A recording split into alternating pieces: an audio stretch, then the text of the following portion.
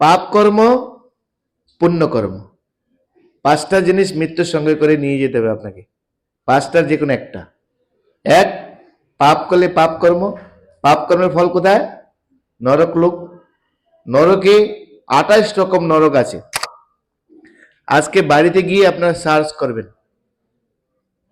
নরক, অনেক ভিডিও পাবেন আপনি। খ্রিস্টানরা তৈরি করেছে আর আমাদের সনাতন ধর্মের লোকেরা তৈরি করেছে। 28 প্রকার নরক ভাগবতে বর্ণনা করে দেওয়া আছে। কি পাপ করলে কোন নরকে যাবেন সব বর্ণনা করা হয়। যারা ড্রিঙ্ক করে, ড্রিঙ্ক, তো একটা নরক লোক আছে, ওখানে সব যেরকম লোহা, বড় বড় উনুন আছে, ও উনুনের মধ্যে লোহাকে সব গরম করা হয়।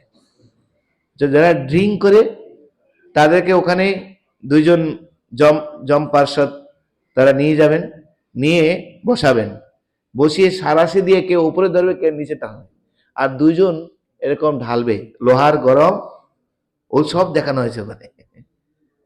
ভাগবতের লেখা অনুসারে সব তৈরি করা আছে, আর এগুলো আমাদের পুরাণে সব লেখা। খ্রিস্টানরা আমাদের ওখান থেকে নিয়ে তৈরি করছে। আমাদের ভাগবত পুরাণ এগুলো সব লেখা আছে 28 প্রকারের নরকের কথা। এমনি নরক অনেক আছে, কিন্তু প্রধান নরক হচ্ছে 28টা। যে মিথ্যা কথা বলবে তাকে পাহাড়ের উপরে নিয়ে যাবে, হাতির সুর দুই পাহাড়ের মধ্যে থাকবে, মাঝখানে তাকে ধরবে, ঠ্যাং দুই পাশে দুটো পা ধরবে, আর পুরো চিরে ফেলবে, চিরে ফেলে ওখানে নিচে আগুন আছে, আগুনের মধ্যে ফেলে দেবে, এ মরবে না। কেন? যাতনা দেহ তো, নরক লোকের দেহটাকে ভাই যাতনা দেহ। এরকম যারা অপরের ধন সম্পত্তি নষ্ট করে, খুন করে, টাকা করে অপরের ধন নিয়ে দেয়, ভয়ঙ্কর যাতনা দেখবেন আপনারা। নরক বর্ণনা করা হয়েছে এই জন্য, নরকের বর্ণনা যদি আমরা দেখি তাহলে এই পাপ করার আর সাহস করব। তো সেই জন্য পাপ কর্ম নরক লোক, পুণ্য কর্ম কোথায়? স্বর্গলোক। আর বাসনা, আমাদের মনের মধ্যে বাসনা আছে না অনেক কিছু, বাসনা অনুসারে পরবর্তী দেহ নির্ধারণ হবে।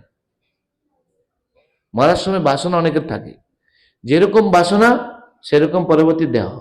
আর কে নির্ধারণ করবে বা কিরকম বাসনা হবে?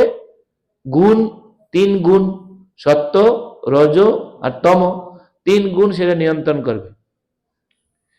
এই মুহূর্তে আপনাদের বাসনা আছে সাত্বিক, সত্যগুণের বাসনা। কি বাসনা? সত্যগুণ মানে জ্ঞান, জানার ইচ্ছা, প্রগতি, দয়া, করুণা, ভালোবাসা, প্রেম, সত্যগুণ। রজগুণ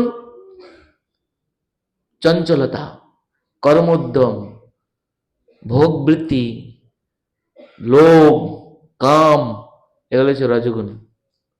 তমগুণ আলস্যতা, অজ্ঞানতা, তারপরে নিদ্রা, এগুলো হচ্ছে তমগুণ। 6 ঘন্টা যে বেশি ঘুমায়, তমগুণ তার মধ্যে প্রভাবিত বেশি। অজ্ঞানতা, কিছু বুঝতে পারে না, ভালো বললেও বুঝতে পারে না, মন্দটা ভালো বুঝতে পারে, অজ্ঞানতা। ঠিক আছে, এই গীতা এগুলো সব বর্ণনা করে দেওয়া আছে 17 অধ্যায়ে। কোন গুণ কিরকম বাসনা আমার তৈরি হবে। তাই সত্যগুণে থাকলে একরকম বাসনা, রজগুণে, যদি রজগুণে থাকেন, মরার সময় যদি কেউ জিজ্ঞাসা করে কি খাতে চাও, তো রজগুণে যারা বাসনা তারা কি বলবে? এক ডুব খেয়ে যেতে চাই। যদি এক ডুব খেয়ে যেতে চাই, তাহলে পরের জন্মে আখাদ্য খুখাদ্য খেয়ে যেতে চাই, শুকর দেও, খাও আখাদ্য খুখাদ্য, তাই না? আমার তাওই মশাই ছিল, তাওই মশাই বলে তো, দিদির শ্বশুর মশাইকে কি বলে? তালেই মশাই, তাই মশাই, এখানে বলে তাই মশাই। তো ওনাকে জিজ্ঞাসা করা হয়েছে মৃত্যুর সময়, আমি এখন কাছে ছিলাম, আপনার কি খেতে ইচ্ছা হয়? বলে ওই আইর মাছের মাথা দিয়ে কুমড়োর ঘন্ট। স্পষ্ট মনে আছে আমার। আমি তখন তো বুঝতে পারিনি, তখন তো আমাকে ভক্ত ছিলাম না। এই গীতা পড়ার পর, হ্যাঁ, গীতা পড়ার পর বুঝতে পারলাম, হাও কত ভয়ানক পরিণতি। মাছ খাওয়ার ইচ্ছা, তো মাছ খাওয়ার যদি ইচ্ছা হয় তাহলে কোথায় জন্মগ্রহণ করবে? অপরন্ত মাছ খেতে পারবে? হ্যাঁ, বিড়াল, বিড়ালের কপালে জুটে কখনো কখনো। পান কৌড়ি, ছোট ছোট মাছ খাওয়ার ইচ্ছে পান কৌড়ি, বড় বড় মাছ খাওয়ার ইচ্ছে উদ, উদ আছে না, উদ এর নদীর পাশে থাকে। আরো বেশি মাছ খাওয়ার ইচ্ছে হাঙর, এক হা করবে, এক ঝাঁক মাছ ভিতরে নিয়ে নেবে, হাঙর। আরো যদি মাছ খেতে ইচ্ছে তিমি, যাও তুমি খাই যাও। ভগবান বড় কৃপালু। সেই জন্য বাসনা নির্ধারণ করে পরবর্তী শরীর, তা আমরা বাসনা নিয়ে যাই আর 3 গুণের প্রভাব নিয়ে যাই। গুণ আমাদের নিয়ন্ত্রণ করবে কিরকম বাসনা তৈরি হবে। যদি আপনি সত্যগুণের বাসনা হয় তাহলে বলবেন আমাকে একটু মন্দির থেকে একটু ভগবানের চরণামৃত এনে দেন। তার মানে কি আপনার বাসনা শুদ্ধ, আপনি পরবর্তী জন্মে আপনার গতি আলাদা হয়ে যাবে। অষ্টম অধ্যায় পড়লে পাবেন, জং জং বেবি স্মরণ ভাবম তেজদন্তে কলেবরম। হরি বল, কথা বলবেন না। আপনি দেখবেন কারো বাড়িতে কোনো হাজবেন্ড যদি কেউ ফুটবল খেলোয়াড় হয়, তার সাথে ঘুমালে রাত্রিবেলা কি করবে? রাত্রিবেলা বল শট মারবে। হ্যাঁ কি নয় বলবেন আপনি? আর যে বিজনেসম্যান, কম হবে না, কম হবে না, একদম কম হবে না। আর যে ছাত্ররা বেশি পড়াশোনা করে রাত্রিবেলা, দেখবেন রাত্রিবেলা ঘুমের মধ্যে কি করবে? পড়াশোনা করবে। কেন না, সারাদিন আমরা যেটা নিয়ে চিন্তা করব, রাত্রিবেলা কিন্তু ঘুমের মধ্যে সেটাই স্বপ্ন দর্শন করব। তাই মৃত্যুর সময় যেরকম আমরা বাসনা করে যাব, পরবর্তী সেরকমই বাসনা দেহ আমাদের তৈরি হবে, চিন্তার কোনো কারণ নেই। ভগবান কৃপালু। তাই বলছেন এখানে যে যতমাং প্রবর্তন্তে তাং ততে ভজমম। তাই জেনে রাখো। আর হচ্ছে কি 4টে হলো, একটা হচ্ছে পাপ কর্ম, একটা পুণ্য কর্ম, 3 গুণের প্রভাব, আর হচ্ছে বাসনা, আর পঞ্চম আছে ভক্তিমূলক স্বীকৃতি। এই যে এখানে বসে আপনি ভগবত গীতা শুনছেন, এটা কি? এটা কি হচ্ছে? ভক্তি হচ্ছে না কর্ম হচ্ছে? ভক্তি। এই ভক্তি কখনো পাপ কর্মের দ্বারা কাটা যাবে না। ভগবত গীতার 2য় অধ্যায় কত নম্বর শ্লোক? 40 নম্বর শ্লোক। নেহ বিক্রমা নাশস্তি পত্তবায় না বিদ্যতে। 40 নম্বর শ্লোক বের করুন। 2য় অধ্যায় 40 নম্বর শ্লোক। 2য় অধ্যায় 40 নম্বর শ্লোক। আপনি 4র্থ অধ্যায়ে আছেন। 2য় অধ্যায় 40 নম্বর শ্লোক অনুবাদ দেখুন। শ্লোকটা হচ্ছে নহ বিক্রমা নাশস্তি পত্তবায় না বিদ্যতে স্বল্পমস্য ধর্মস্য ত্রায়তে মহতো ভয়াৎ। ভক্তিযুগের অনুশীলন, অনুবাদ, ভক্তিযুগের অনুশীলন কখনো ব্যর্থ হয় না। এই যে ভক্তিযুগ অনুশীলন করেছেন কোনোদিন ব্যর্থ হবে না। এই যে স্টার্ট করেছেন, একদিন না একদিন ভগবান 16 কোণায় পূর্ণ করবেন নিশ্চিত। আপনি একদিন সুপার কৃষ্ণ ভক্ত হবেন, আপনি একদিন। এই যে যতটুকু করলেন ফিক্সড হয়ে গেল, মাইনাস হবে না কোনো কিছু। যত পাপ করুন মাইনাস হবে না। এইটাই ভক্তিযুগের লাভ। পুণ্য কর্ম করলে মাইনাস হয়। কিভাবে মাইনাস? নিজের গুণগান করবেন, মাইনাস হয়ে যাবে। আপনি যদি স্বর্গলোকে যান, ওখানে গেলে মাইনাস হয়ে যাবে। স্বর্গ সুখ ভোগ করলে পুণ্যকর্ম যতদিন আছে ততদিন ভোগ করতে পারবেন, খরচা হয়ে যাবে। কিন্তু ভক্তিযোগ করলে কোনো খরচা হবে না, একদম পার্মানেন্টলি ফিক্সড ডিপোজিট, একদম মূলধন ঠিক থাকবে, ইন্টারেস্ট আপনি ভোগ করুন। বুঝা গেল? ভক্তিযুগের অনুশীলন কখনো ব্যর্থ হয় না।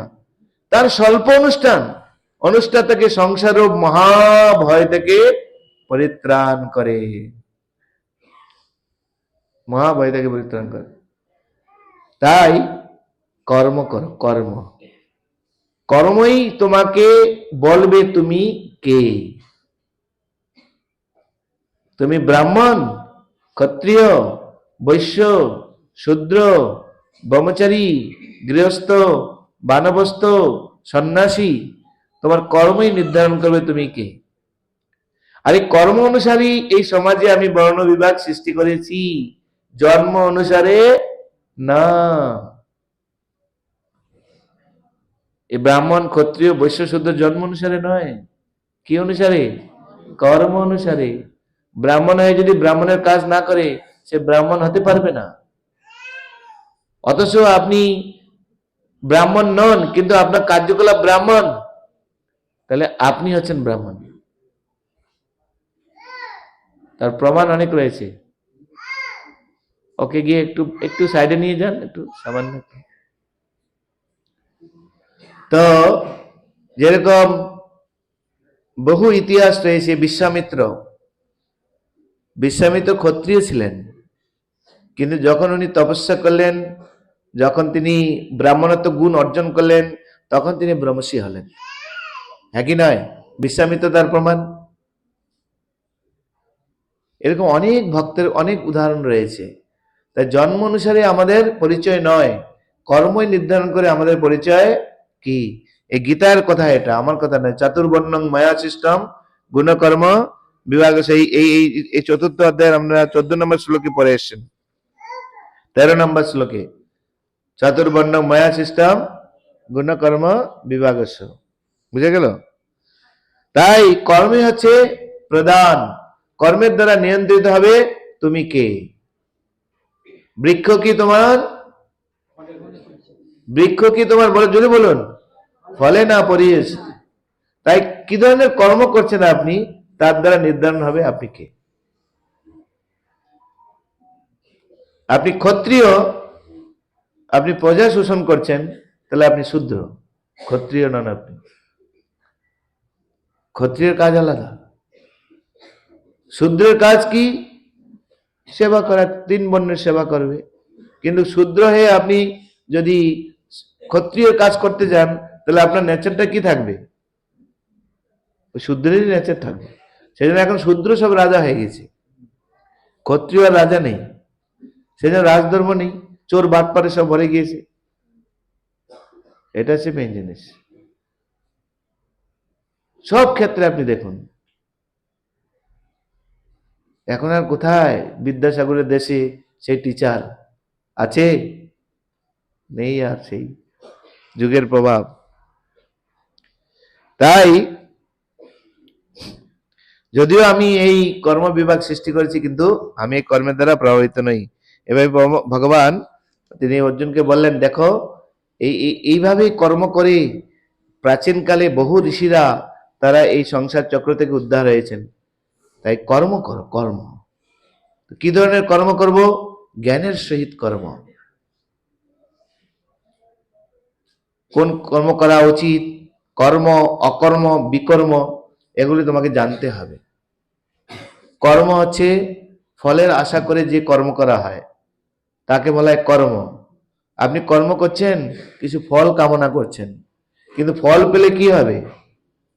যেমন কর্ম তেমন ফল, আর সেই ফল ভোগ করার জন্য আপনাকে জড়জগতে আবার ফিরে আসতে হবে।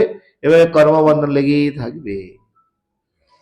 তাই ফলের আশা করে যে কর্ম, তা বন্ধন সৃষ্টি করে। আচ্ছা, বিকর্ম, বিকর্ম শাস্ত্র বহির্ভূত কর্ম।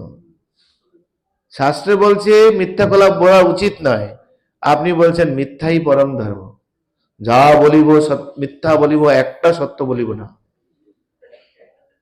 এই যে রাজনৈতিক লোকেরা কি করছে, একটা সত্য কথা বলছে।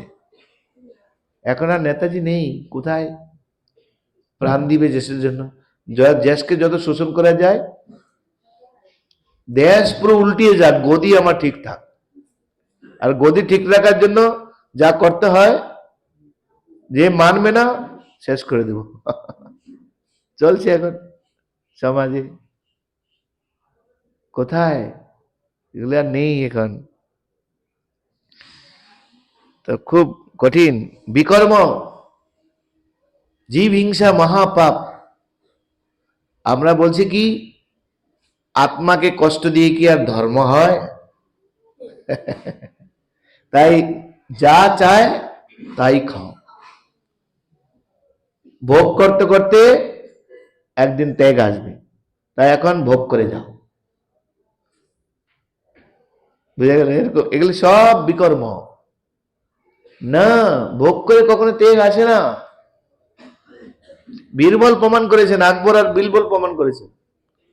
শাস্ত্র বাদ দেন আপনি, শাস্ত্র তো বলছে ভোগ হচ্ছে অগ্নির মতো, ঠিক আছে? তো অগ্নির মধ্যে যদি ভোগের উপকরণ দেন আপনি ঘি, তাহলে অগ্নি বাড়বে না কমবে?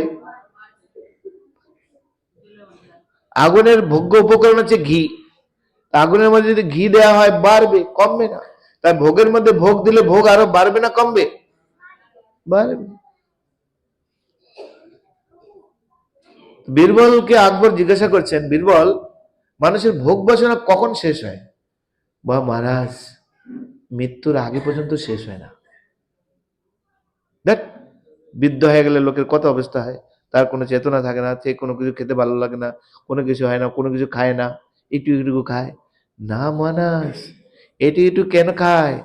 হজম ক্রিয়া বন্ধ হয়ে যায়, কিন্তু খাওয়ার লালসা যায় না। সেই জন্য যখন ছেলেরা খেলাধুলা করে রাস্তার পাশ দিয়ে যখন বৃদ্ধ লোকে হেঁটে যায়, যদি একটু দাঁড়িয়ে যায়, তখন যখন বল খেলে পা চলে, হ্যাঁ কি নয়? এই ছোটবেলায় কত আমরা খেলেছি এখানে। এক কি ভুল করছে, দেখ দেখ কি ভুল করছে, হ্যাঁ কিন্তু তার মানে কি মন সক্রিয়, স্বাভাবিক। বলেছে আমি বিশ্বাস করি না। বলে দাঁড়ান মহারাজ, আপনাকে প্রমাণ করাবো একদিন, আমাকে সুযোগ দেন, পরে আপনাকে অ্যান্সার দিব। তো ওনার একজন সৈনিক, বিশ্বস্ত সৈনিক, খবর আসলো মারা যাবেন, আর ওনার ইচ্ছা একবার আকবরকে দর্শন করবেন, বীরবল আর আকবরকে দর্শন করবেন। তো মহারাজ যেহেতু সেখানে যাবেন, বীরবল আগে থেকে সব প্রিপারেশন করে রেখেছেন। ওই ওনার ঘরে ঢোকার জন্য উনি যেখানে থাকবেন 3খানা দরজা করেছেন। তো মহারাজ বলেন, আপনার এরকম বিশ্বস্ত সেবক, মহারাজ আপনাকে দেখা করতে যেতে হবে। বলে ঠিক আছে। বলে মহারাজ, আমার একটা অনুরোধ, আপনার কুমারী রাজকন্যাকে একটু সাথে করে নিন। কেন? পরে বলবো। শুধু আপনি যখন আমরা ওখানে যাব, আমরা 3জন 3 দরজা দিয়ে ঢুকবো, আর ঘোষণা করা হবে মহারাজ আসছেন। আর ওই সময় ওই যে মানে মৃত্যু পদযাত্রী আপনার চিরসেবক, তার নজর কোন দিকে শুধু সেটা তাকাবেন। তো 3জন একই সঙ্গে একই টাইমে দরজা দিয়ে ঢুকছেন, ওই সেবকের নজর গেল কোথায়? রাজকন্যার দিকে আগে। তো মহারাজ বীরবল আর মহারাজ কি বুঝলেন? সব বুঝে ফেলেছি, আর বলতে হবে না। এটাই স্বাভাবিক। তো ভোগ বাসনা কখনো আমাদের কমে না। যদি গীতার শিক্ষা অনুসারে আপনি চলেন, আজকে 22 নম্বর শ্লোকে বলবেন, তখন আপনার কমবে, তার আগে নয়। কি বর্ণনা আমরা পাবো? তো সেই জন্য কর্মই হচ্ছে সবকিছুর মূল। তাই কর্ম, অকর্ম, বিকর্ম। কর্ম হচ্ছে সকাম কর্ম, অর্থাৎ কর্ম করে কিছু চাওয়া, অর্থাৎ দেবদেবীর পূজা, এগুলি সব কর্মের মধ্যে পড়বে। দেবদেবীর কাছে আমরা কি চাচ্ছি? ধনম দেহি, যশ দেহি, পুত্রম দেহি, কন্যা দেহি, রূপং দেহি, গুণবতী ভার্যা দেহি। আর মেয়েরা শিবের কাছে চায় পতিং দেহি। শিবরাত্রি পালন করে কিসের জন্য, তাই না? আর ইয়াং ছেলেরা উমা দেবীর আরাধনা করে সুন্দর পতি পাওয়ার জন্য, তাই না? তো এগুলি আমরা চাচ্ছি। তো এগুলিকে বলা হয় সকাম কর্ম। পূজা করছি কি? দাও। পূজা করছি, দাও। তারপরে বিজনেস, পূজা করছি, দাও, একেবারে সময় করো। বিকর্ম মানে এর পুরো বিপরীত, শাস্ত্র বহির্ভূত কর্ম, উল্টা উল্টা, ঠিক আছে? আর অকর্ম কি? অকর্ম হচ্ছে নিষ্কাম কর্ম। কর্ম করছি, ফলের আশা করব না, যদি কিছু ফল পেয়ে যাই, ভগবানকে উৎসর্গ করব, সেটাকে বলা হয় নিষ্কাম কর্ম বা অকর্ম। এই অকর্ম যতক্ষণ না পর্যন্ত আমরা করছি, কর্মের ফল আপনাকে ভোগ করতে হবে। বিকর্ম করলে কোথায় যাব? নরক। আর যদি সকাম কর্ম করি কোথায়? স্বর্গে। দুটোই ভোগ করতে হবে। কিন্তু অকর্ম করে যদি আমরা করি, তাহলে কর্মফল ভোগ করতে হবে না, আমরা সোজা ভগবত ধামে ভগবানের কাছে নিত্য সুখময় অবস্থা লাভ করব। কিন্তু অর্জুন, সবাই এসব জানার চেষ্টা করবে না। 17 নম্বর শ্লোকে পারবে না। কেননা কর্ম, অকর্ম, বিকর্ম এইটা জানতে গিয়ে বড় বড় বিদ্বান ব্যক্তিরা মাথা গুলিয়ে যায়। একটা লোক খেতে পাচ্ছে না, তাকে আমি খাওয়াচ্ছি, অপরাধ কিসের? অপরাধ নেই, পুণ্য কাজ, সকাম কর্ম। কিন্তু বোঝার চেষ্টা করবে না এর ফলটা কি? স্বর্গলোক। স্বর্গে গেলে কর্ম শেষ হয়ে যাবে, পুণ্য কর্ম শেষ, আবার পুনর্মূষিকা ভব। এই জগতে এসে বড় লোকের গৃহে জন্ম হবে, রূপবান হয়ে জন্ম হবে, ধনী হয়ে জন্ম হবে। কিন্তু ধনী হলে জন্মগ্রহণ করে কি হবে? ধনী ছেলেরা বাবা, যে বাবার ছেলে ধনী, যে ছেলের বাবা ধনী, তার ছেলেমেয়েরা কি হয়? ভালো হয় কি? দু একটা বিচার করে দেখুন আপনি। মদ আর নারী হচ্ছে তাদের কাছে মূল। আর টাকার জোরে যে কোনো অপরাধ ধামাচাপা পড়ে যায়, হ্যাঁ কি নয়? তাহলে এই পুণ্য কাজ করে কি লাভ হলো? রূপবান হয়েছ, আর রূপের সটায় জগৎ আলো করবে। কাকে আলো করবে? ওই রাজনৈতিক লোকদের। ছেলেরা যদি রূপবান হয়, মেয়ের পিছনে পড়বে সব, আর মেয়েরা যদি হয়, ছেলের পিছনে পড়বে। এখন এই সিনেমা আর্টিস্টরা যে এত রূপবান, রূপবতী, তাদের জীবন চরিত্র দেখুন কি। যারা ভালো তারা সিনেমা আর্টিস্টে যায় না, পেপারে মাঝে মাঝে পড়া যায়। ছেড়েই দিলাম, ইন্টারভিউ দিতে গেলাম, যা দেখলাম ছেড়েই দিলাম, ওই দেখেই চলে এসছি, আমি আর যাব না। অনেক আর্টিস্টরা লিখেন, তারা টিভিকে বেছে নিয়েছেন, শোনা যায়। তো সুতরাং পুণ্য কর্মের মাধ্যমে তুমি এগুলি পেয়েছো বাবা, যেটা আগের জীবনে তুমি অনেক সৎ কাজ করেছো, এগুলো ভালো। যারা লেখাপড়া জানে না তাদেরকে স্কুল করে লেখাপড়ার সুযোগ করে দিয়েছো, ভালো। কতক্ষণ ভালো? এই জগতেই ভালো, তারপরে আর ভালো নেই। এগুলি বুঝতে গিয়ে মাথা খারাপ হয়ে যাবে না? খুব মাথা খারাপ হয়ে যাবে। এত ভালো ভালো কর্ম বলছেন, আবার পুণ্য করছে যে পুনর্মূষিকা ভব। আরে এটা আমার কথা না, গীতার কথা। গীতা মানো তুমি? বেদের কথা মানো তুমি? তাহলে হয়ে গেল কাজ। সেজন্য সবাই অকর্ম করতে পারবে, ম্যাক্সিমাম পুণ্য কাজের মধ্যে আটকে যাবে। আর এই জগতে ম্যাক্সিমাম কর্মী লোক, সেই জন্য বলা হয়েছে। তাই জ্ঞান প্রয়োজন। কর্ম না গহনা গতি, কর্মের রহস্য অতি জটিল। বিবেকী ব্যক্তিরা পর্যন্ত তারা বিভ্রান্ত হয়ে যায়। তাই কি করব কি করব না তার নির্ধারণ করবে গুরু।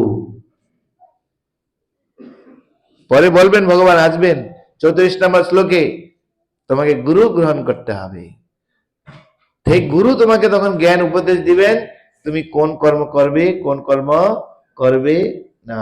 তদ্বিদ্ধি প্রণিপাতন পরিপ্রশ্ন সেবা, পরে আসবে। এইভাবে ভগবান তিনি বলছেন, সেই জন্য কর্মে অকর্ম, অকর্মে কর্ম, এগুলি যে বুঝতে পারবে, তিনি এই সংসার মার্গ থেকে উদ্ধার লাভ করবেন। কোনটা কর্ম, কোনটা অকর্ম, কোনটা বিকর্ম, যিনি বুঝতে পারবেন, তিনি যথার্থভাবে জড়জগতের বন্ধন থেকে মুক্ত হওয়ার জ্ঞান পাবেন। তা না হলে সংসার চক্রই তাকে থেকে যেতে হবে। এভাবে বর্ণনা করার পর 21 নম্বর শ্লোকে, এই প্রকার জ্ঞানী ব্যক্তি তার মন বুদ্ধিকে সর্বতভাবে সংযত করে কার্য করেন। যিনি বুঝতে পেরেছেন কর্ম অকর্ম বিকর্ম, তিনি কি করবেন? তার মন এবং বুদ্ধিকে সর্বতভাবে সংযত করে কার্য করেন। তিনি প্রভুত্ব করার প্রবৃত্তি ত্যাগ করেন। কি কি বলছেন? প্রভুত্ব। প্রভুত্ব মানে আমার কন্ট্রোলে সবকিছু থাকবে, কন্ট্রোল করার মানসিকতা ত্যাগ করেন। তো এইভাবে তিনি তার কর্ম তাকে কখনো প্রভাবিত, কোন রকম কর্ম তাকে প্রভাবিত করতে পারে না। কোন প্রকার কর্ম তাকে প্রভাবিত করতে পারবে, কারণ তিনি বুদ্ধি তার মনকে সর্বতভাবে সংযত করে কর্ম করছেন। তা কোনটা কর্ম, কোনটা অকর্ম, কোনটা বিকর্ম তিনি বুঝতে পারেন জিনিসটা। আজকের শ্লোক, যদিশ্যালাভ সন্তুষ্ট দন্দাতিহ বিমৎসরঃ সমসিদ্ধাবসিদ্ধৌ চ কৃত্যাপি ন নিবর্ততে। সবাই বলুন, যিনি অনায়াসে যা লাভ করেন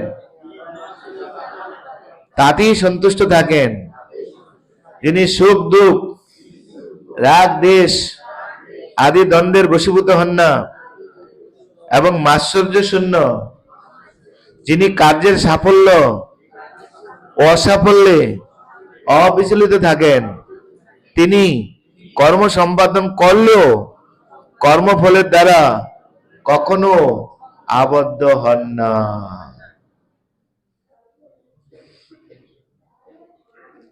এটা হচ্ছে এই যে স্তর, এইটাই হচ্ছে যথার্থ ব্রাহ্মণের স্তর। আপনি ব্রাহ্মণ, আপনার এই স্তর হবে। যখন একজন ব্রাহ্মণের স্টেজে উত্তীর্ণ হবে, তখনই তিনি এই স্থিতি লাভ করতে পারেন। যা পাবেন তাতে সন্তুষ্ট। বলা হয়েছে, যদি আপনার মধ্যে ক্রোধ আছে, তাই 2-4 ঘা লাগিয়ে দেন, কোর্টটা শান্ত হয়ে যাবে। যার প্রতি ক্রোধ হয়েছে তাকে বকা দেন, গালি দেন, তাহলে কোর্টটা শান্ত হয়ে যাবে। আর নাহলে সেই স্থান ত্যাগ করে চলে যান। যদি খিদা লেগেছে, কি করতে হবে শান্ত করার জন্য? খেতে দেন, খাবার দেন, শান্ত হয়ে যাবে। তৃষ্ণা পেয়েছে, কি করতে হবে? প্রাণ করুন, শান্ত হয়ে যাবে। কি যদি লোভ হৃদয়ে জেগেছে, কিভাবে শান্ত করবেন? লোভকে শান্ত করা যায়? লোভী পুরুষ কখনো শান্ত হতে পারে না। এটাই আসরিক বৃত্তি। কিন্তু ব্রাহ্মণ বৃত্তি কি? ব্রাহ্মণ বৃত্তি হলো আমি যা পেয়েছি তাতেই সন্তুষ্টি। সন্তুষ্টটা কিরকম? ধরুন, আমরা আজকে কি প্রসাদ হচ্ছে জানি না, সম্ভবত আমি দেখলাম দুধ জাল দিচ্ছে, তার মানে পায়েস হবে। আবার ওখানে ডাল চাল বসিয়েছে, মানে খিচুড়ি হবে, তার মানে খিচুড়ি পায়েস হবে। ধরুন কথা বলছি আমরা, ক্লাস শেষে আপনি প্রশ্ন করলেন, আর মধুকোষবাবু সবাই টেনে নিয়ে চলে গেল এখানে, আপনি কথা বলছেন এখানে, কথা বলতে বলতে সব শেষ হয়ে গেল, কিছুই নেই। আপনি গিয়ে দেখলেন সব বাসনপত্র পরিষ্কার করছে, কি ভাববেন?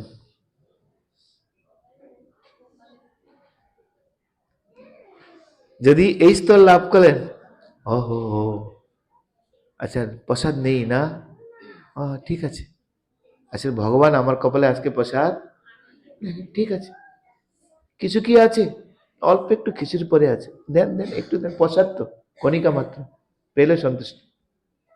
তার মানে আপনি ব্রাহ্মণ হয়ে গেছেন। যদি এই মনোবৃত্তি আপনার মধ্যে আছে, আপনি ব্রাহ্মণ। শুধু ব্রাহ্মণের ঘরে জন্মগ্রহণ করে যে আপনি ব্রাহ্মণ তা নয়। এই যে মনোবৃত্তি, কারণ ভগবান আগে বলেছেন চাতুর্বর্ণ মায়া সিস্টেম 17 নম্বর শ্লোকে, গুণ কর্ম বিভাগ। গুণ কি গুণ? আপনার ব্রাহ্মণের গুণ আপনার মধ্যে সন্তুষ্টি, যা পেয়েছি তাই সন্তুষ্টি। উদাহরণ দেওয়া হয় সুদামা বিপ্র। সুদামা বিপ্র তো ব্রাহ্মণ। ব্রাহ্মণের নীতি হচ্ছে ব্রাহ্মণ কখনো কারো চাকরি করবে না। ব্রাহ্মণ যদি কারো চাকরি করে, সেবা কার ধর্ম? সেবা কার কাজ? শূদ্রদের কাছে শূদ্র হয়ে গেল। ব্রাহ্মণ যদি কারো চাকরি করে তাহলে শূদ্র। ব্রাহ্মণ কারো কাজ করবে না। ব্রাহ্মণ হচ্ছে সমাজের জ্ঞানদাতা, মস্তিষ্ক, সমাজের মাথা ব্রাহ্মণ। সে কি করবে? সমস্ত লোকদেরকে উপদেশ দিবেন, গৃহস্থদেরকে সংস্কার দিবেন, তাদেরকে যজন যাজন পঠন পাঠন করাবেন, পূজা পাঠ শিখাবেন, শাস্ত্রগ্রন্থ শিখাবেন, করিয়ে তাদের আধ্যাত্মিক চেতনাকে জাগ্রত করিয়ে তাদেরকে উন্নত করবেন, তাদেরকে সংস্কার, কলুষ মুক্ত তাদেরকে করবেন। আর যাদেরকে করাবেন তাদের কর্তব্য হচ্ছে দক্ষিণা স্বরূপ ব্রাহ্মণকে কিছু ভিক্ষা দেওয়া, যাতে তার জীবিকা সংসার চলে। এটাই বৈদিক সমাজ। ব্রাহ্মণ কারো কাজ করবে না। কাজ করলে ব্রাহ্মণ তার কাজ করতে পারবে না। বুঝা গেল? আগেরকার দিনে সেটাই ছিল। তেজ ছিল ব্রাহ্মণের, এখনকার ব্রাহ্মণের তেজ নেই। আগেরকার দিনে তেজ ছিল, যা মুখে বলবে তাই হয়ে যাবে। এখন আর তেজ নেই, কেননা ব্রাহ্মণের সংস্কার নেই। তো আপনার মধ্যে এই গুণ আছে, সন্তুষ্টি। সুদামা বিপ্র, সুদামা বিপ্র 3 দিন ধরে উপবাস। আর ভগবান কৃষ্ণের শুদ্ধ ভক্ত। মাতা রুক্মিণী দেবী বলছেন, প্রভু আপনি বলছেন সুদামা আপনার প্রিয় ভক্ত, 2 দিন ধরে উপবাস, ভিক্ষা পাচ্ছে না, আপনি কমপক্ষে আজকে কিছু একটু ভিক্ষার আয়োজন করুন। বলে, হে রুক্মিণী, প্রতিটা জীব তার কর্ম অনুসারে সব ফল ভোগ করে। সুদামা বিপ্র যে এই যে ভিক্ষা পাচ্ছে না, এ তার পূর্ব জীবনের কর্মফল। আর এটা আমি নির্ধারণ করেছি, কর্ম সবাইকে ভোগ করতে হবে, সে যেই হয় না কেন। আমি কি করে এখানে? না প্রভু, এটা হয় না, আপনার উচিত নয়। আপনি তো বলেছেন আপনার প্রতি যে ভক্তি করে তার কর্ম লাঘ হয়ে যায়, আমার অনুসারে করছি। না, কি করে না খেয়ে দিয়ে এরকম? তাহলে তুমি করো না, আমাকে অনুমতি দেন, আমি করবো না, তুমি করো, কি যাও। 4 দুয়ারে ভিক্ষা, ব্রাহ্মণ 5 দুয়ারে ভিক্ষা করবে, 4 দুয়ারে ভিক্ষা করবে, 5 দুয়ার পর্যন্ত যাবে, 5 দুয়ার পর্যন্ত যদি ভিক্ষা না পায় রিটার্ন চলে আসবে বাড়িতে, 6ষ্ঠ দুয়ারে যাবে না। 6ষ্ঠ দুয়ারে যদি ভিক্ষা করতে যায় তাহলে ব্রাহ্মণকে বেশ্যার সঙ্গে তুলনা করা হয়েছে বৈদিক শাস্ত্রে। 5 দুয়ারে বেশি যাওয়া যাবে না। সুদামা বিপ্র 4 দুয়ার শেষ, 5ম দুয়ারে ভিক্ষা করতে যাচ্ছেন। মাতা রুক্মিণী দেবী ওই ঘরের যে গৃহকর্ত্রী আছেন তাকে আশীর্বাদ করেছেন, তার মনোবৃত্তিকে চেঞ্জ করে দিয়েছেন। তাই সুদামাকে দেখে তার মনে করুণার উদয় হয়েছে। ওই দিন পায়েস ভোগ লাগিয়েছিল, আর ক্ষীর ভোগ, পায়েস ভোগ, প্রচুর পরিমাণে সুদামাকে দান করলেন। সুদামা পেয়ে তো খুব খুশি, পরিবারের সবার জন্য নিয়ে যাবেন। ছেলেরা 3 দিন ধরে কিছু খায়নি, নিয়ে যাচ্ছেন। যেতে যেতে হঠাৎ করে সৈনিকেরা ওই রাজপথ দিয়ে যাচ্ছিল, আর সৈনিকের ঘোড়ার গাড়িতে লেগে, ঘোড়ার মানে পাশে লেগে পুরো ধাক্কা খেয়ে নিচে পড়ে গিয়েছেন, আর ক্ষীরের পাত্র পুরো রাস্তায় পড়ে গিয়েছে। সঙ্গে সঙ্গে সব কুকুর এসে খেতে শুরু করলো। সুদামা বিপ্র বলছেন, বাহ প্রভু, তোমার কি লীলা। আসলে বাস্তবে এই ক্ষীর আমার ভাগ্যে ছিল না, তুমি ক্ষীর রেখে দিয়েছো এই কুকুরের জন্য। কিন্তু কুকুরের সামর্থ্য ছিল না ওই বাড়ি থেকে গিয়ে ক্ষীর নিয়ে আসতে পারবে, কিন্তু তুমি আমার হাত দিয়ে সেই ক্ষীর বাড়ির থেকে নিয়ে এসে কুকুরকে প্রদান করলেন। আহা প্রভু, তোমার কত লীলা। ঠিক আছে প্রভু, ধন্যবাদ তোমাকে, যা রেখেছো। বাড়িতে গেলেন, জল নিলেন, একটু জল খেলেন, আর শুয়ে পড়লেন।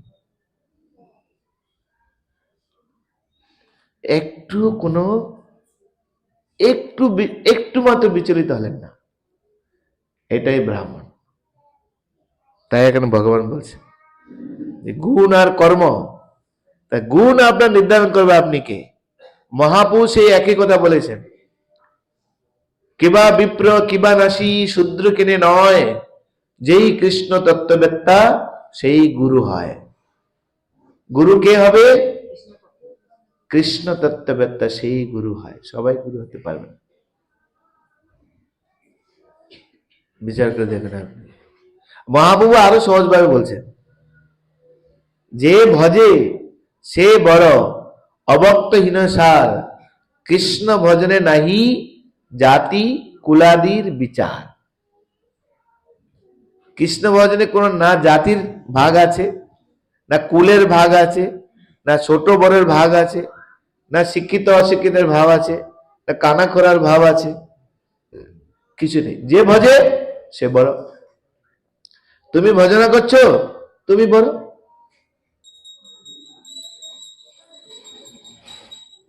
শ্রী শ্রী রাধা মাধব কি। তো এখানে ভগবান কত সুন্দর কথা বলছেন দেখুন, যদিচ্ছা লাভে সন্তুষ্ট, যা প্রাপ্ত হবে সন্তুষ্টি। সন্তুষ্টি যদি আপনার না থাকে, তাহলে কিন্তু যতই আপনি পাবেন না কেন, আপনি কখনো খুশি হতে পারবেন না। এক বেতাল উপাসক ছিলেন। বেতাল গুরুদেব একটা মন্ত্র দিয়েছেন, বেতালের মন্ত্র।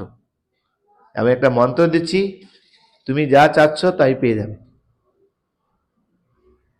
তো মন্ত্র নিয়ে এসে ঘরে এসেছেন, এসে বসেছেন আসমান টাসমান করে। বেতাল মন্ত্র বলেছেন, বেতাল আবির্ভূত হোক। সঙ্গে সঙ্গে বেতাল আবির্ভূত হয়ে গেছে। বলে, মালিক আদেশ করুন, কি করব? লেখ করো, কাজ করো, আমার ঘরটা। ও, তার গুরুদেব বলে দিয়েছেন, তোমাকে আমি মন্ত্র দিয়েছি, এই বেতাল উপাসনা করো। এই বেতাল উপাসনা তুমি যা চাইবে তুমি তা পেয়ে যাবে, কিন্তু তুমি যা পাবে তার পরিশি তোমার তার দ্বিগুণ পাবে।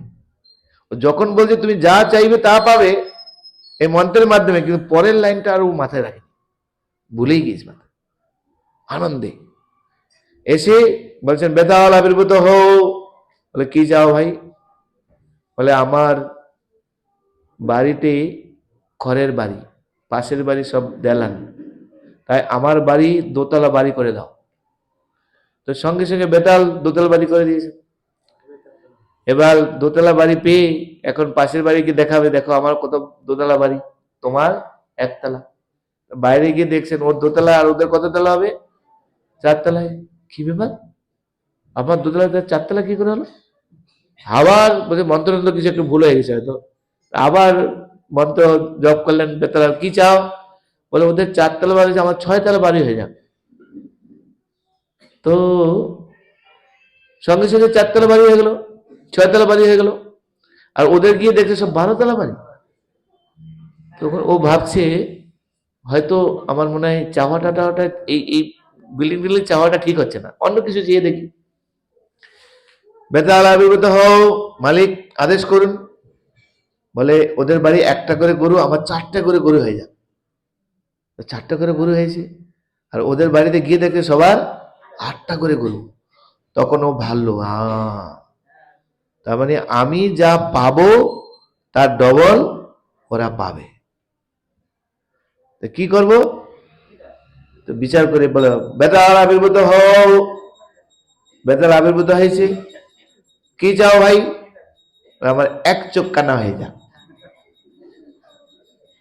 এক চোখ কানা হয়েছে, আর বাইরের কয় চোখ কানা হবে? এইবার খুশি। এইটাই জগতের নিয়ম। মানুষ যখন লোভের দ্বারা প্রভাবিত হয়, যে তার চেয়ে সবাই কম থাকবে, তার উপরে কেউ উঠতে পারবে না, তাই সেজন্য বলা হয়, এক রাজ্য চাও আরেক রাজ্য পাও। ওয়েস্ট বেঙ্গল দখল হয়ে গেছে, এখন দিল্লি দখল করতে হবে। আচ্ছা না? আচ্ছা, আছে কিনা? আচ্ছা, এই সারা ভারত দখল করে নিয়েছে, পশ্চিমবাংলা বাকি আছে, এটা দখল করতে হবে। তাই যে করো কায়দা কানুন করো, হচ্ছে কিনা? এই চৈতন্য চেতনাদের কথা। লোভ যদি আমাদের হৃদয়ে থাকে, কোনো দিন শান্ত হবে না। তো লোভের কে শান্ত করার একটাই রাস্তা, সন্তুষ্টি। সন্তুষ্টি বলা হৃদয় যদি সন্তুষ্ট না হয়, তাহলে যতই আপনি ভোগ্য বস্তু পান না কেন, আপনি কখনো আনন্দিত হবেন না। আপনি তার আর আধুনিক সমাজও সেদিকে নিয়ে যাচ্ছে আমাদেরকে। প্রথম প্রথম যখন ফোন আবিষ্কার হয়েছিল, তখন এই বড় বড় ফোনেই মানে লোকের আকর্ষণ ছিল। যে ছোট ফোন চলে আসলো, ওগুলি বাদ হয়ে গেল। এখন কেউ এই ফোন যদি দেয়, নেবে? নেবেই না। আমার বন্ধুর আইফোন আছে, আমার কেন লাগবে আইফোন থাকবে না? তার জন্য আমরা কত কিছু করি। লোভ মানুষকে কোথায় নিয়ে চলে যায়। সন্তুষ্টি মানুষকে সুখ প্রদান করে। তাই এটা হলো ব্রাহ্মণের স্তর। যতক্ষণ না পর্যন্ত হৃদয় সন্তুষ্ট হচ্ছে, ততক্ষণ পর্যন্ত আমি কোনোদিন সুখী হতে পারবে না। একটার পর একটা আপনার বাসনা তৈরি হতে থাকবে, আর এই বাসনা যে কোথায় আপনাকে নিয়ে নেবে তা আপনি বুঝতেই পারবেন।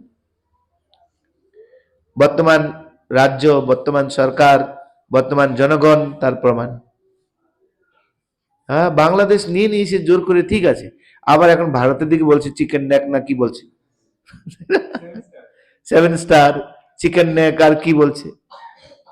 লোভ, ওদের সন্তুষ্ট নেই, আমার এটা চাই। জঙ্গি জঙ্গি গোষ্ঠীগুলি সবার একই বাসনা। তোরা 90 প্রায় 98%, 4%, 6% হিন্দু। সেখানে কি দরকার আছে তোমাদেরই সব রাজ্য, দরকার কি আছে এসব করা? কেন? লোভ। উই আর দ্য বেস্ট, তার উপরে কেউ থাকবে না। এগুলো আসরিক বৃত্তি। 16 অধ্যায় পড়লে পাবেন এগুলো, গীতায় সব বলে দিয়েছেন ভগবান। 16 অধ্যায় পড়লে পাবেন আপনি। তাই যিনি অনায়াসে যা লাভ করেন তাদের সন্তুষ্ট থাকেন। যিনি সুখ দুঃখ, রাগ দেশ, সুখ আর দুঃখ, এটা হচ্ছে শীত ও গ্রীষ্মের গমনাগমনের মতো। শীত এসছে, আবার চলে যাবে, আবার গরম আসবে। শীত আসছে, কম্বল জড়িয়ে থাকো, কি কাশ্মীরি শাল হোক আর নর্মাল কিছু হোক, তাই নাকি? কম্বল জড়িয়ে শীতটা কাটিয়ে নাও, সহ্য করো। সহ্য করে ছাড়া কি উপায় আছে?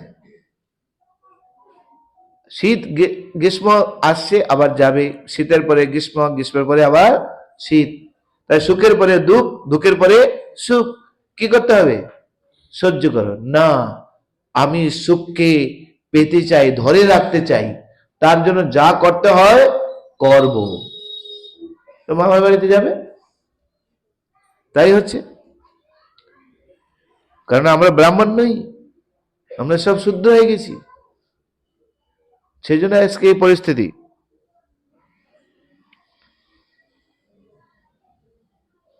সেটা একটা গান আছে না, ট্রেনে গানটা শুনেছি আমি, চিরদিন কারো সমান নাহি যায়, আজি যে রাজাদিরাজ কালী সে ভিক্ষা চায়, চিরদিন কারো সমান নাহি যায়।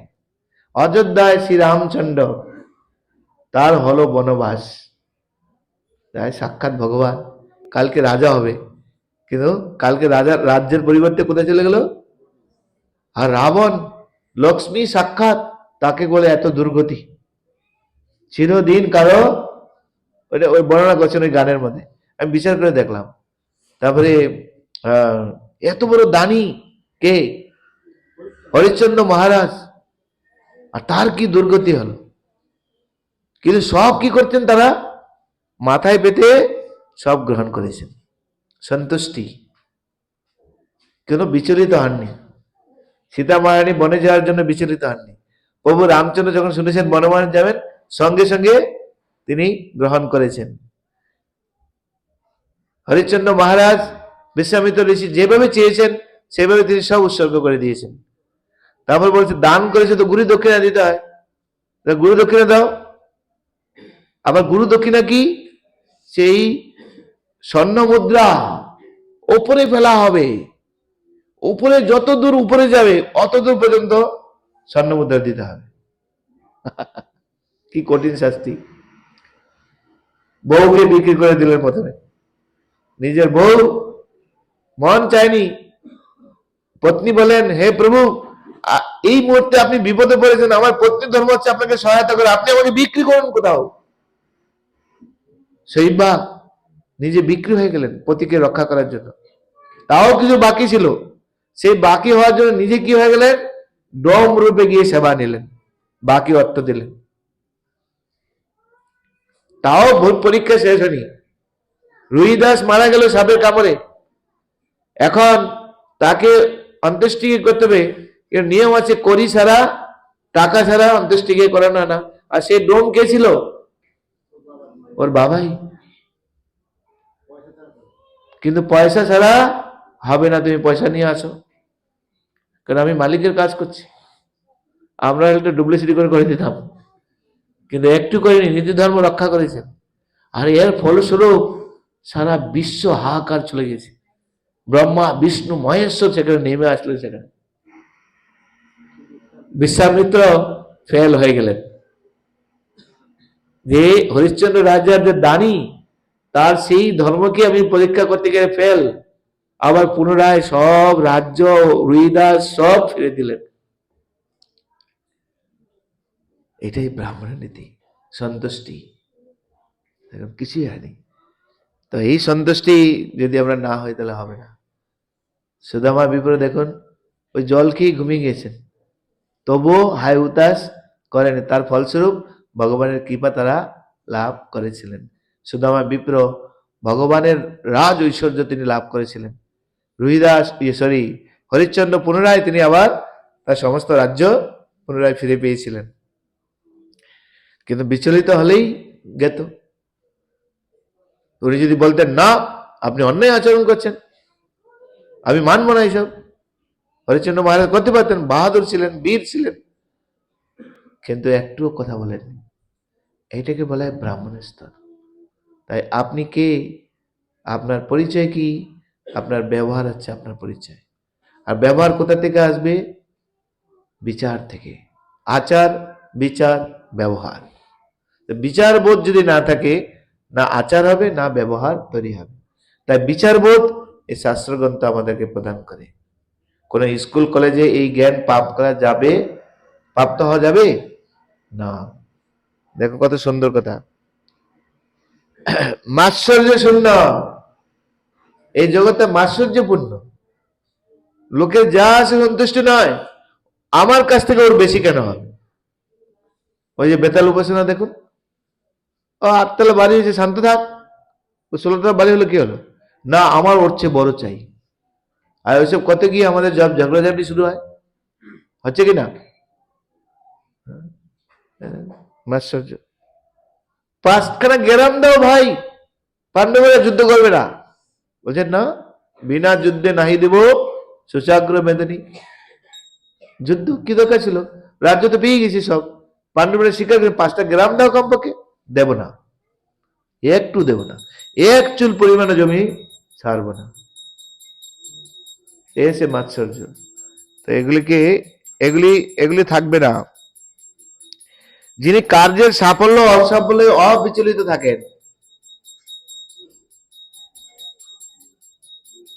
আমরা কর্ম করছি, কর্মের পিছনে কিছু ফল থাকবে, কিন্তু কি ফল পাবো যদি আশা থাকে, তাহলে কর্ম কিন্তু সুচারুভাবে আমরা সম্পন্ন করতে পারবো না।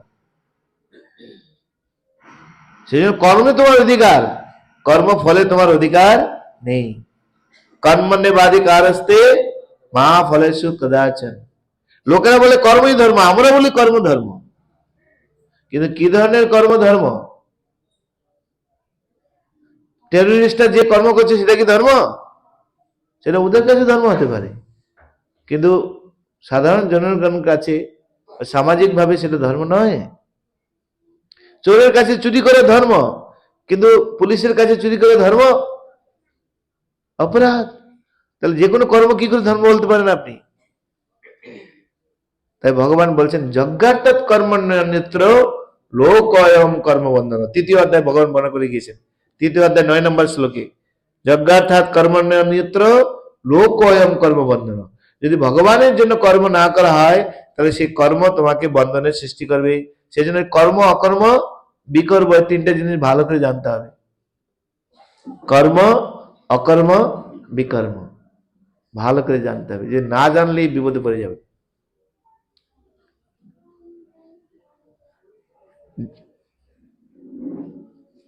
তিনি কর্ম সম্পাদন করলেও কর্মফলের দ্বারা কখনো আবদ্ধ হন না। আর এইভাবে যিনি কর্ম করবেন, তাহলে যে কোনো আপনি কর্ম করতে পারেন। যে কোনো কর্ম করি জীবন নির্বাহ করি, যে কোনো ব্যবসা ধরি জীবন নির্বাহ করি। তারপরে অন্তর্নিষ্ঠা মুখে হরি হরি, অন্তর্নিষ্ঠা মুখে হরি হরি।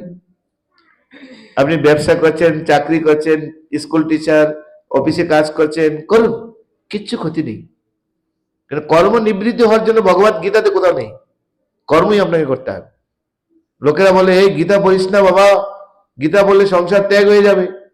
মূর্খ কোথাকার। অর্জুন সংসার ত্যাগ করতে চেয়েছিল, ভিক্ষাবৃত্তির জোড়া হাতে নিয়ে চলে যেতে চেয়েছিল, ভগবান গীতা পড়িয়ে তাকে আবার যুদ্ধ করিয়েছেন। তাই গীতা বলে কর্ম ত্যাগ হবে না, আদর্শভাবে কর্ম করতে আপনি শিখবেন। তাই আপনি যে কোনো ব্যবসা করতে পারেন। আপনি স্টুডেন্ট, আপনি পড়াশোনা করুন, উদ্দেশ্য কি? ভগবান। বিজনেস করছেন, উদ্দেশ্য কি? ভগবান। চাকরি করছেন, ফল কি? ভগবান। মানে ফলের দাবি করবেন না, আপনি ফল ভগবানকে দিবেন, নাহলে ফল পেতে গেলে কিন্তু আপনাকে কষ্ট পেতে হবে। ভগবানকে দিলে কি ভগবান আমাকে না দিয়ে খাবে? আর ভগবানকে আমরা দিচ্ছি ভগবানের প্রসাদ। আজকে একজন স্পন্সর করেছেন, তো ওনার সমস্ত নৈবেদ্য ভগবানকে ভোগ লাগানো হচ্ছে, ভগবান খেলে হয়ে যায় প্রসাদ। সেই প্রসাদ ভগবান আমাদের রিটার্ন দিচ্ছেন, তা হচ্ছে ভগবানের কৃপা। সেটা আপনাদের সবাইকে বিতরণ করে দেব, একই পদ্ধতি। আর আমরা কি করি? কর্মের ফল নিয়ে নিজেরা ভালো মন্দ খাই, ভগবানের জন্য নকুল দেনা, ডান্ডা পড়বে। আমরা তাকে ডানলপ গদি দিয়ে ভগবান শীতের ঠকঠকিয়ে কাঁপবেন উপরে, সেই সাদে ঘরের উপরে। আবার গরমের দিনে গরম, শীতের দিনে। কিন্তু ভক্তি কি? আমি যেরকম থাকবো ভগবানকে সেরকম। কিন্তু আরো উন্নত ভক্তি কি? ভগবানকে ভালো করে রাখবো, আমি সাধারণভাবে থাকবো। কারণ ভগবান রাজ, লক্ষ্মীপতি, আর আমি তার সেবক। সেবকেরা কোথায় থাকে? মালিক কোথায় থাকে? মালিক ডানলপ গদিতে ঘুমে, সেবকেরা কোথায় থাকবে? মাটিতে থাকবে, একটা শক্ত জায়গায় থাকবে। তার মানে অনন্য ভক্তি। আপনি অনেক শুদ্ধ ভক্ত, বোঝা গেল? তারতম্য আছে, এগুলো সব বুঝতে হবে আমাদেরকে, তাইলে আপনি সুখী হতে পারবেন। মনে রাখবেন, ভগবানকে যদি আপনি ভগবানের জন্য এক পা এগিয়ে যান, ভগবান আমাদের জন্য ক পা এগিয়ে আসবে? 10 পা। ভগবানকে যদি আপনি অল্প কিছু অর্পণ করেন, ভগবান তার প্রতিদান আপনাকে কয়েক গুণ রিটার্ন দিবেন।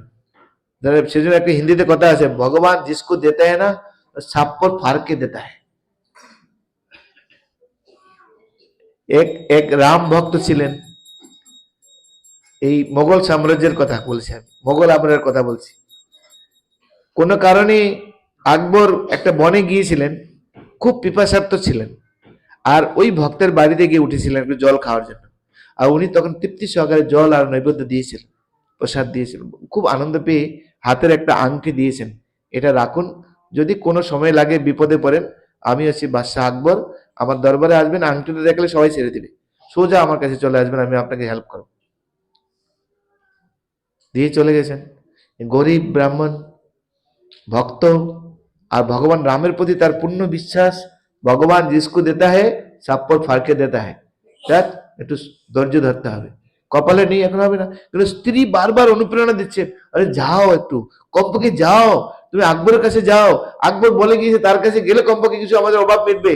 আরে ভাই, তুমি চিন্তা করছো কেন? ভগবানের উপর বলেছে না, এতদিন অনেক সহ্য করছি, তোমাকে যেতে হবে। স্ত্রীর পাল্লায় পরে কি করবেন? দরবারে গিয়েছেন, আর আংটিটা দেখে দেখে সব গেট পার করে আকবর যেখানে থাকেন ভিতরে চলে গিয়েছেন। আর ভিতরে গিয়ে দেখছেন অকন্দেবী নামাজ পড়ছে। ও দেখে কি করছে, আগে কখনো দেখেনি। নিচে উঠছে, ওপরে উঠছে, আবার উঠছে, কান ধরছে, কখনো এরকম করছেন, বারবার এসব করছেন। তো সব হয়ে যাওয়ার পর তখন আকবর দেখছে, আরে সেই বনে তোমাকে দিন, হ্যাঁ আমি ইসলাম। তো বলুন কি সেবা করতে পারি আপনার?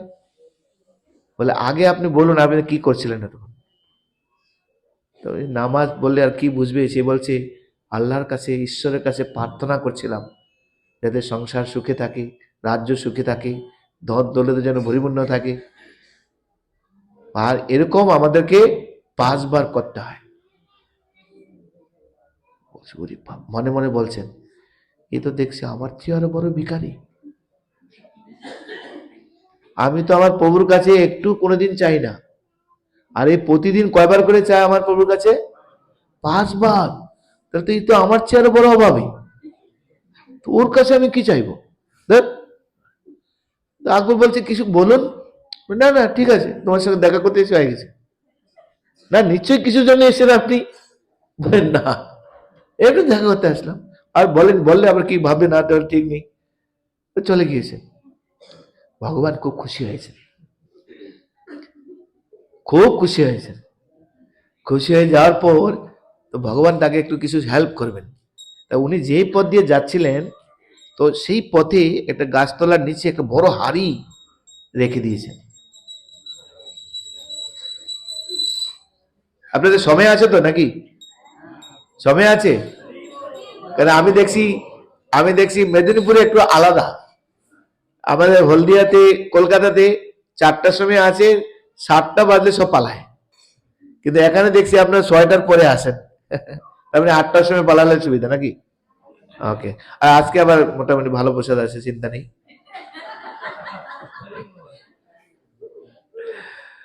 তো পথে দেখছেন বিশাল হাড়ি।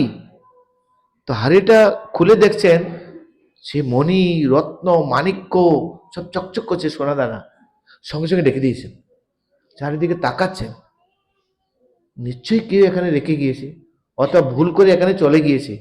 না না বাবা, পরের দ্রব্য।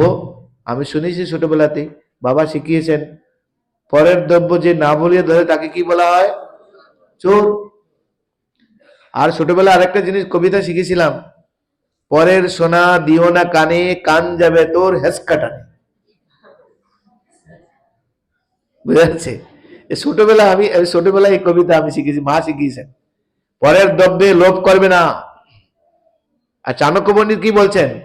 লোষ্টবৎ পরদ্রব্যেষু, পরের দ্রব্যের প্রতি কখনো লোভ করবে না, তা প্রত্যাখ্যান করো। মাতৃবৎ পরদ্বারেষু, যত মা আছেন, নারী আছেন, তাদেরকে কি রূপে দেখবে? মা রূপে। মা, সব মায়ের রূপ। তাহলে আর লোভ আসবে না। বুঝে গেল? আর এখন তো কেউ মায়ের রূপ আর দেখি না আমরা। আর মেয়েরা এখন মায়ের রূপ কেউ সাজে না, তাই না? মায়েরা শাড়ি পরবে, গোমটা মাথায় দিবে, তাহলে তো মাতৃরূপ লাগবে। মা যেরকম পার্বতী মা, তারপরে সীতা মাতা, লক্ষ্মী মাতা। আমাদের ভক্তরা কিন্তু খুব ভালোভাবে থাকেন, তাই না?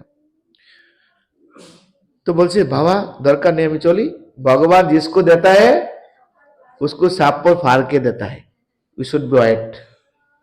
মান, শান্ত থাকো। ঠিক বাবা, দেখো এই দেখো তোমাকে কত লোভ দেখাচ্ছে, কিন্তু পরের দ্রব্য দেখে দেখছে একদম না, চলো। কারণ সন্তুষ্টি মনের মধ্যে চলছে সামনে। আর এদিকে সমস্ত গ্রামে রটে গিয়েছে, ওই ব্যক্তি আকবরের কাছে গিয়েছে। আর আকবরের কাছে গিয়েছে মানে অনেক সোনা দানা গয়না সব আছে। আর ওখানে আশেপাশে গ্রামে যত ডাকাত চোর ছিল, ওই রাত্রিবেলা ওর ঘরের চারিদিকে মোটামুটি চুপচাপ বসে আছে। কারণ আসতে সন্ধ্যা হয়ে যাবে, রাত হয়ে যাবে, তখন কি কি নিয়ে আসেন আর ঘুমাবে আর নিয়ে পালাম। কিন্তু যখন ও বাড়িতে এসে একদম খালি হাত, ভিতরে ঢুকেছেন, স্ত্রী বলছেন কি গো তুমি আকবরের সঙ্গে দেখে খালি হাত কেন? তুমি কার কাছে আমি পাঠালো? আমি আগেই বলেছি প্রভুর উপর ভরসা রাখো। আরে ওর কাছে গিয়েছিলাম, আকবরের কাছে, কিন্তু আমি গিয়ে দেখলাম আমরা কি ভিখারি, ওর চেয়ে বড় ভিখারি আরো ও। কিরকম? আরে আমি তো কখনো ভগবানের কাছে কিছু চাই না, ও 5 বার করে ভগবানের কাছে ভিক্ষা চায়, দাও দাও দাও দাও। ওর কাছে কি নিব আমি? সেজন্য আমি চলে এসেছি, ওকে বলিনি কিছু কিসের জন্য গিয়েছি। এই দেখো না, ভগবানের উপর ভরসা রাখো। ভগবান जिसको देता है সাপ্পর ফারকে চিন্তা করে না। এই দেখো না, আমি যখন আসার সময় ওই যে আমাদের বাড়ির কাছে যে বট বৃক্ষটা আছে না, ওখানে একটু বিশ্রাম করছিলাম, পাশে দেখি একটা বড় মটকা। আর এই মটকাটা যে খুলেছি, সে দেখছি ওর ভিতরে সোনা দানা গয়না মণি মাণিক্য, আরে এই জগতের নয় গো, এই কোথাকার, খুব উজ্জ্বল, আমার জীবনে কোনোদিন একে দেখিনি। কিন্তু ওটা তো কার কে রেখে দিয়েছে আমি কি করে বুঝবো? আমি ওখানে রেখে চলে এসেছি। আর কারা শুনছে এইসব? সব চোর ডাকাত আছে। ওরা যখন যে শুনেছে, যার আগে যে পারে সোজা দৌড় ওই গাছতলাতে। গাছতলাতে গিয়ে দেখছে সত্যি সত্যি একটা মটকা আছে। আর মটকাটা যেই খুলেছে, এটা সাপ বেরিয়ে গেছে, একটা সাপ বেরিয়ে গেছে, আর সঙ্গে মটকাটা ডেকে দিয়েছে। বলে আচ্ছা, বেটা বদমাস আমাদেরকে মারার ধান্দা করেছে, দেখাচ্ছি মজা। এই ধর, তোল।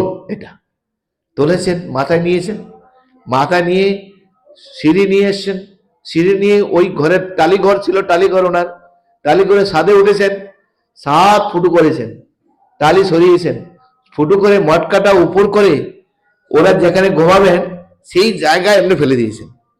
ভাগ্যিস ওনাদের উপরে পড়েনি, পাশে পড়েছে নিচে। আর যেই পাশে পড়েছে, সাপটা কি হলো, নিচে পড়েছে, মটকার চাপে সাপটা মারা গিয়েছে। আর বাকি যে সোনা দানা গয়না সারা ঘর ছড়িয়ে গেছে। আর কি শব্দে উঠেছেন, উঠে দেখছেন সারা ঘর। কি বলছিলাম, ভগবান জিসকো দেতা হে চাপ্পর ফাঁকে দেতা হে। সেদিন থেকে এই কথাটা প্রচলন এসছে, এটা বাস্তব ঘটনা। তো দেখুন, যদি ভগবান যদি চায় আপনাকে সোনা দানা গয়না আপনাকে সুখ দিতে, দিতে পারে কিনা? তা কি করতে হবে? Should be white. আর যা পাচ্ছি সন্তুষ্টি, ব্যাস। তাইলে আপনি সুখী থাকতে পারবেন। কেননা লোভ কখনো আমাদের রাখা উচিত নয়। এইগুলি সব জ্ঞান দিচ্ছেন ভগবান। এই অধ্যায়ের নাম কি? জ্ঞানযোগ। তো এই জ্ঞানের দ্বারা যদি আপনি কর্ম করেন, তাহলে কর্ম, যে কোনো কর্ম করলেও আপনি কখনো কর্মের দ্বারা প্রভাবিত হবেন না। কারণ আপনার উদ্দেশ্যটা কি হবে? কারণ উদ্দেশ্য হবে ভগবানের উপর শরণাগতি। টাকা পেয়েছি, ওই লটারি কিনবো, তারপরে এখানে দান মারবো, ওখানে লোভ করে ফেলবো, বা শেষ, সব ছিনিয়ে নিয়ে চলে যাবে। অর্থ পেয়েছি, ভগবানের সেবায় কি করে ইউজ করবো দেখতে হবে। অর্থ নেই, ঠিক আছে, সন্তুষ্ট, ভগবান দেয়নি, কি করবো? এই সন্তুষ্টি যতক্ষণ না পর্যন্ত আসছে, ততক্ষণ পর্যন্ত কেউ সুখী হতে পারবো। টাকা পেলে কি সুখী হতে পারবো আমরা? সন্তুষ্টি চাই, সন্তুষ্টি আমাদেরকে সুখ প্রদান করে। আর এটা হচ্ছে ব্রাহ্মণের স্তর। যদি আমরা চাইতাম যা চাইবো তা পাবো, এরকম যদি হতো, কি করতাম আমরা? কিন্তু মনের তো ইচ্ছা আছে, কিন্তু পারি কি আমরা করতে? না, কেননা আমাদের ইচ্ছা চলবে না। সিলেকশন যেরকম করতে পারি না আমি কার উদরে জন্মগ্রহণ করব, সেরকম আমার সুখও আমি সিলেকশন করতে পারবো। ভগবান আমাদের জন্য যা নির্ধারণ করে দিয়েছেন তাই হবে। কিন্তু লাস্টে একটা গল্প বলে শেষ করব। এক জমিদার ছিলেন, জমিদার, টাকা পয়সা ধন সম্পদের কিছুর অভাব নেই, কিন্তু মনে শান্তি নেই, মনে একদম সুখ নেই। তাই ওনার গুরুদেবের কাছে গিয়েছেন, গুরুদেবের আশ্রমে গিয়েছেন। রাজারা বা জমিদাররা যখন কোনো কিছু বিপদে পড়েন তখন গুরুদেবের কাছে যান, এটাই স্বাভাবিক। শিষ্য যখন কোনো কোনো বিপদে পড়বে কোথায় যাওয়া উচিত? গুরুর কাছে যাওয়া উচিত। তো গুরুর কাছে গিয়েছেন, গুরু সব শুনলেন। শোনার পর গুরুদেব তার যৌগিক শক্তির মাধ্যমে একটা সুন্দর বাগান তৈরি করলেন। ওর অবর্তমানে ও দেখতে পায়নি। আর সে বাগানে সুন্দর সুন্দর ফুল ফুটেছে, প্রজাপতি উঠছে। তো গুরুদেব বললেন, ওই দেখো বাগান। বলে, হ্যাঁ গুরুদেব। ওখানে দেখো প্রজাপতি উঠছে। বলে, হ্যাঁ গুরুদেব। এটা প্রজাপতি ধরে নিয়ে আসো, তারপরে তোমার প্রশ্নের উত্তর দিন। তোমার টাকা পয়সা আছে, ধন সম্পদ আছে, বাড়ি আছে, এই আছে, সে আছে, তবু সুখী নেই কেন? প্রজাপতি ধরতে গিয়েছে। প্রজাপতি কিরকম ধরা যায়? প্রজাপতি এখানে কোথায় চলে এরকম ধরতেই পারবে না। পিছনে ছুটছেন প্রজাপতি ধরার জন্য, প্রজাপতি ধরার জন্য ছুটছেন, কিন্তু প্রজাপতি ধরতে পারছেন না। কি করবেন? অবশেষে হয়রানি হয়ে এক জায়গায় বসে পড়েছে। তো বসে পড়ার পর দেখছি যেই প্রজাপতিটা ধরতে গিয়েছিলেন, ওই প্রজাপতিটা উঠতে উঠতে উঠতে উঠতে উঠতে উঠতে তার হাতের মধ্যে এসে বসছে। কি হলো? যাকে ধরার জন্য আমি এত চেষ্টা করলাম, ধরতে পারলাম না, কিন্তু এখন এই প্রজাপতিটা আমার এখানে এসে বসে গেল। ওই অবস্থায় প্রজাপতিটাকে নিয়ে গুরুদেবের কাছে, প্রজাপতি ওখানে বসে আছে, বলে গুরুদেব, গুরুদেব জিজ্ঞাসা, প্রজাপতি ধরে নিয়ে আসো। বলে গুরুদেব আমার একটা বিশাল কোশ্চেন। রাজা তো, রাজা হচ্ছে ঈশ্বরের অংশ। কিছু ঘটনাবলী যখন দর্শন করেন তখন উনি অন্তর্দর্শনে তারা বুঝতে পারেন। জ্ঞানী পুরুষের এটাই লক্ষণ, যে কোনো ঘটনাবলী ওইটাকে তিনি রিসার্চ করেন, এর কারণ কি, এর পিছনে রহস্য কি। গুরুদেব প্রজাপতি আপনি ধরতে বললেন, প্রজাপতি ধরার পিছনে আমি দৌড়ালাম, কিন্তু ধরতে পারলাম না। এই সজল, তাদের নিয়ে যাও, মেয়েদের ক্লাস শুরু হয়ে গেছে, পাসওয়ার্ড রাধে, তাদের তাদের খুলে দাও। তো আমি ওর পিছনে দৌড়ালাম, ধরতে পারলাম না, কিন্তু যখন আমি এক জায়গায় বসে পড়লাম হয়রানি হয়ে, তারপরে দেখলাম তো গুরুদেব যেই বলেছেন প্রজাপতি উড়ে চলে গেছে। বাগান নেই, বলে দেখো বাগান আছে, নেই, প্রজাপতি নেই। আমার যৌগিক শক্তি তোমাকে শিক্ষা দেওয়ার জন্য এটা করলাম, যে সুখ ভগবান নির্ধারণ করেন। সুখের পিছনে দৌড়ালে আমরা সুখী হতে পারবো না। দুঃখ এসে দুঃখ কাটার চেষ্টা করছি, কাটবে না।